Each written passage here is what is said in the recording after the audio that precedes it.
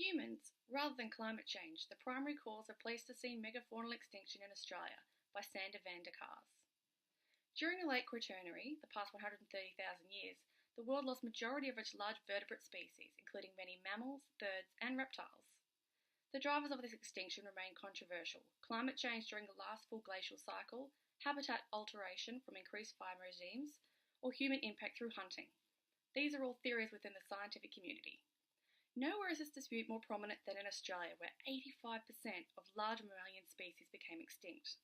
Kaars identifies the challenge as being difficulties aligning individual data records to test extinction hypotheses, as relevant data to the debate comes from scattered local events across the continent. Observing marine sediment sequences and critiquing marine isotope stages from Australia's surrounding continental shelf provides an advantage through continuous deposition and age-controlled radiocarbon dating. Southwest Australia is of particular interest, as the region has some of the earliest evidence of human habitation, and through southwesterly air masses supported large dense forest and species diversification. Spore Morelia, a type of dung fungus, is used in recording megafaunal populations within the Quaternary period.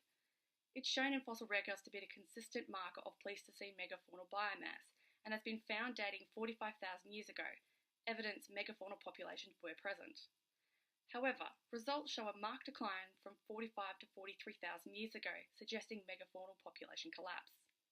These marine isotope stages also help indicate climate and changing environments, and found the fungus still abundant during extreme conditions such as high aridity. Other indicators of human-induced extinction appear in examples within this time frame, such as that of Reticuli rock shelter in Central Australia.